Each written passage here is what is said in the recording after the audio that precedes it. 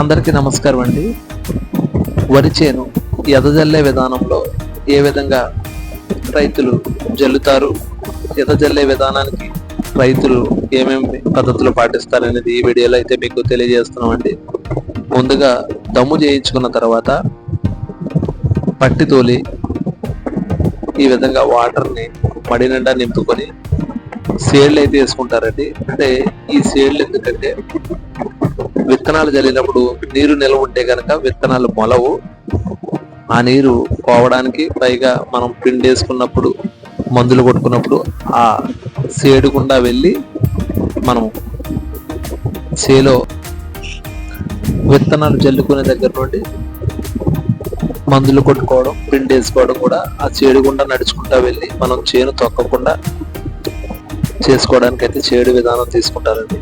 ఇదిగోండి, ఇవి విత్తనాలు MTU 1318 అనే వెరైటీ అండి. ఇది 24 గంటలు వాటర్లో నానబెడతారండి. 24 గంటల తర్వాత మళ్ళీ ఇంకొక 24 గంటలు ఒక కాటన్, ఇదిగోండి ఇలా పులికా సంచిలో తీసుకుని దాన్ని గాలి తగలకుండా ఒక చోట ఆయ కడతారండి.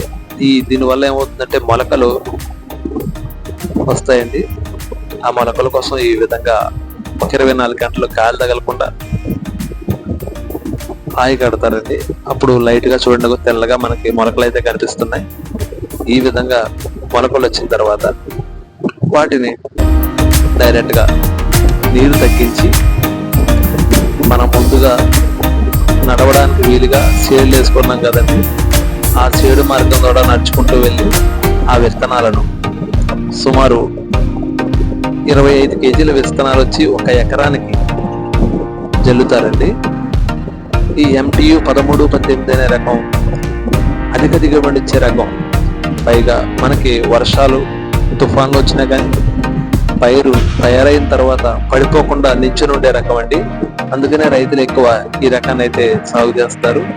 ప్రస్తుతం మా ఊర్లో అయితే ఇదే రకం MTU 1318 అనే రకాన్ని ఎక్కువ రైతులు ఇదిగోండి ఎదజల్లుతున్నారు. ఈ విధంగా విత్తనాలను ఆ సేడు మార్గం ద్వారా వెళ్ళి విత్తనాలు పొలమంతా జల్లుతారండి. జల్లిన తర్వాత వాటర్ అనేది లేకుండా పూర్తిగా బయటికి పోయే విధంగా ఈ విధంగా చేళ్ళు వేసుకొని ఆ చేడు మార్గం ద్వారా వాటర్ని లేకుండా ఒక 2 days చూసుకున్నట్లయితే అవి అంగుళం నుండి అంగుళన్నర మొలకలు అయితే వస్తాయండి. తర్వాత మనకి వాటర్ ఉన్నా కూడా ప్రాబ్లం ఉండదు. ఈ విధంగా జల్లుకున్న తర్వాత 3 నుంచి 5 రోజుల్లోపు బాడి మందు అని ఉంటుందండి. ఆ మందు స్ప్రే చేస్తారు. దానివల్ల ఏమవుతుందంటే మనకి కొత్తగా వచ్చే గడ్డి ఏది కూడా మొలవకుండా ఉంటుందండి. ఈ ఎదజల్లే విధానంలో కూలీల కొరత ఉండడం వల్ల ఎక్కువ ఎదజల్లే విధానాన్ని ఎంచుకుంటున్నారండి. దీనికైతే ఒక ఎకరానికి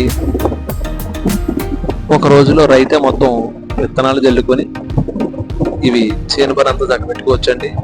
అదే మనం ఊడ్చుకున్నట్లయితే 10 మంది ఊడ్చడానికి, 4 ఆకు తీయడానికి, 1 ఆకు మోయడానికి ఎంతమంది అవసరం అయితే ఉంటుందండి. కానీ ఈ ఎదజల్లే విధానంలో ఒక ఎకరం పని అంతా కూడా ఒక రైతు ఒక రోజులో చేసుకోవచ్చండి.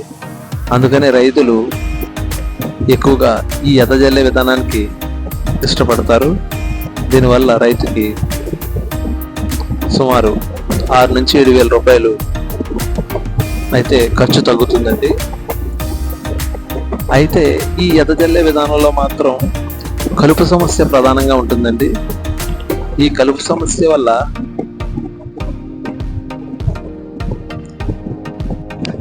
ఈ కలుపు సమస్య నివారణకు మనం ఎదజల్లిన తర్వాత 18 నుండి 20 రోజులు గడిచిన తర్వాత గడ్డి మందు అయితే మనం స్ప్రే చేయాల్సి ఉంటుందండి.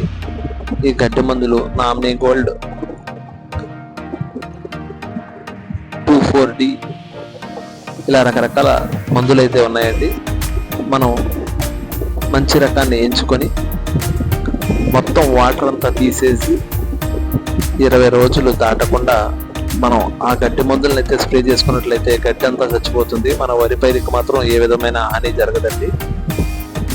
అలాగా చేయడం వల్ల కలుపు సమస్యను అయితే మనం నివారించుకోవచ్చు.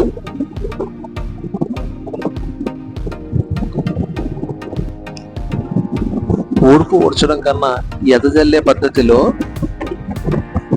దిగుబడి కూడా పెరుగుతుందండి. ఇవన్నీ చూడండి, మనం జల్లిన విత్తనాలు ఈ విధంగా పొలం నిండా అన్ని వైపులా సమానంగా జల్లుకోవాలండి. అవి ఒక్కొక్క గింజ ఇంచుమించు 10 నుంచి 30 పిలకల వరకు పిలకలు అయితే వేస్తుందండి. తుప్పు బాగా కడుతుంది. వాటర్ పోవడానికి మాత్రం ఈ విధంగా సేడు మార్గాలు తీసుకోవాలండి. వాటర్ ఉంటే గనక విత్తనాలు అయితే మొలవు. ఆ విత్తనాలు మొలాలి అంటే ఎక్కడా వాటర్ లేకుండా 3 నుంచి 4 రోజులు ఆరబెట్టుకోవాలండి. ఇలా దారి మార్గాలు ఏర్పాటు చేసుకొని వాటి గుండా నీరుని బయటకు పోయేటట్టు చేసుకున్నట్లయితే విత్తనాలు బాగా మొలుస్తాయి. మా వీడియో నచ్చినట్లయితే లైక్ చేయండి.